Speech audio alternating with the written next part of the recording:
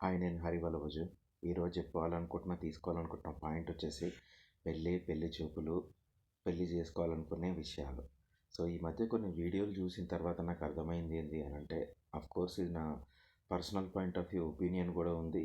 For the same జనాలు ఎట్లా ఆలోచిస్తారు ఏంటి అన్న దాని గురించి. సో, అమ్మాయి సైడ్ వాళ్ళు, అమ్మాయి తల్లిదండ్రులు వచ్చేసైనా, ఈవెన్ అమ్మాయి అయినా, నాకు నా స్థితిగతులకు తగ్గట్టు నా ఖర్చులను భరించే అతను లేదు, నా సోషల్ స్టేటస్కి కావాల్సిన అతను లేదు, నెలకింత సంపాదించే మనిషి, ఈ జాబ్ చేసే మనిషి, ఇంత ఆస్తులున్న మనిషి అని అమ్మాయి తల్లిదండ్రులు ఆలోచిస్తారు, అమ్మాయి కూడా ఆలోచిస్తుంది. సరే, ఫస్ట్ ఇది ఒక రకం అనుకుందాం. రెండో రకం అనుకుంటప్పటికీ అబ్బాయి వచ్చేసి, అబ్బాయి తల్లిదండ్రులు కూడా అమ్మాయి ఓకే, ఇంత చదువుకొని ఉండాలి, ఇంత సంపాదించి ఉండాలి, సంపాదించకపోయినా చదువుకొని ఉండాలి, స్థితిగతులు అర్థం చేసుకునే స్టేజ్లు ఉండాలి, ఆస్తి ఉండాలి, లేదు ఉండొద్దు, ఏవో వాళ్ళకు కావలసిన పరిస్థితులు, స్థితిగతులు, వాళ్ళ రిక్వైర్మెంట్స్, వాళ్ళ అభిరుచులు, దాని ప్రకారం ఎట్లాంటి ఇంటి అమ్మాయిని చేసుకోవాలి, తర్వాత అబ్బాయికి సరిపోద్దా లేదా, ఈ రెండు అమ్మాయి తల్లిదండ్రులు, అబ్బాయి తల్లిదండ్రులు కూడా ఆలోచిస్తారు. ఇది ఫస్ట్ అండ్ బేసిక్ థింగ్. ఒకటి అయితే సింపుల్ అండ్ బేసిక్ ఫండా ఏముంటుంది బ్రోస్ అంటే, అబ్బాయి పక్కా సంపాదిస్తే తప్ప ముందు ఇంట్లో విలువ ఉండదు. అయితే పెళ్లి సంబంధాలకు వచ్చేటప్పుడు కూడా ఒక రేంజ్లో ఉండాలి. ఒక రేంజ్ అని అంటే మరీ నేను ఎక్కువ తీసుకోవట్లేదు, తక్కువ తీసుకోవట్లేదు. అమ్మాయి తరఫు అమ్మ నాన్నలు అమ్మాయి ఏ రకంగా ఆలోచిస్తుంది, ఏ స్థాయిలో ఉంది, దాన్ని బట్టి చూసుకుంటారు. అయితే సపోజ్ అనుకుందాం, నెలకు 50,000 నుంచి 1,00,000 సంపాదిస్తున్న అబ్బాయి, లేదు 2,00,000 సంపాదిస్తున్న అబ్బాయికి సొంత ఇల్లు ఉంది, లేదు రెంట్ ఇల్లు ఉంది, లేదు ఆస్తిపాస్తులు ఉన్నాయి.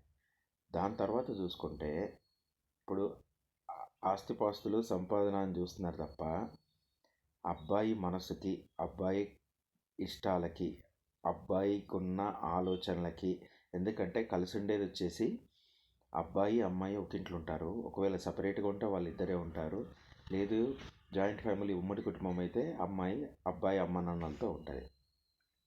ఇక్కడ వచ్చేటప్పటికి ఆస్తులు, అంతస్తులు, సంపద, నెల జీతాలు అని చెప్పేసి నంబర్లతోటి, ఆస్తులతోటి సంబంధ బాంధవ్యాలు పెట్టుకుంటున్నారు తప్ప అమ్మాయి అంటే అబ్బాయికి ఇష్టం ఉందా లేదా, అబ్బాయి అంటే అమ్మాయికి ఇష్టం ఉందా లేదా అని చాలా చాలా దూరంగా అసలు ఆలోచించట్లేదు. ఒకటి, ఆ విషయాన్ని ఎవరు పట్టించుకోవట్లేదు.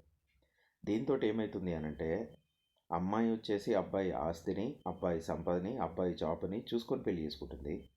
అబ్బాయి వచ్చేసి అమ్మాయి అందాన్ని, లేదు అమ్మాయి సంపాదనని, లేదు అమ్మాయి వాళ్ళు ఇచ్చే ఆస్తిపాస్తులని, కట్న కానుకలను చూసి పెళ్లి చేసుకుంటున్నారు.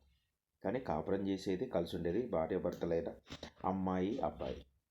ఇది వితిన్ 15 days నుంచి, లేదు నెల రోజుల నుంచి, లేదు 3 నెలల నుంచి 6 నెలల వరకు లోపల ఆస్తిపాస్తులు, సంపద, జీతం ఇవన్నీ పక్కకు పోయి ఒక్కింట్లో ఒక్క రూమ్లో కలిసి గడపాల్సిన, పెళ్ళైన తర్వాత జరగాల్సిన శోభనం విషయాలు కానీ, రొమాన్స్ కానీ, ఇష్టాలు కానీ ఇవేవి లేకుండా, ఇవేవి అవసరం లేదు అనుకుంటూ చూసుకుంటున్నారు. ఎందుకంటే డబ్బు సంసారం చేయదు, ఆస్తులు వచ్చేసి ఇద్దరు కలిసి ఉండే విధంగా చేయలేవు. దీంతో ఏమవుతుంది అని అంటే, ముందు వాళ్ళిద్దరికీ ప్రైవసీ కానీ, అర్థం చేసుకునే తత్వం కానీ, లేదు ఒకరి ఇష్టాలు ఒకరికి ఏంది కానీ, ఒకరి పర్సనల్ లైఫ్లో టీనేజ్లో కానీ, జాబ్ చేసే ముందు కానీ, చదువుకుంటప్పుడు కానీ వాళ్ళ ఇష్టాలు ఏంది అని అబ్బాయి గురించి అమ్మాయి తెలుసుకోవట్లేదు, అమ్మాయి గురించి అబ్బాయి తెలుసుకోవట్లేదు.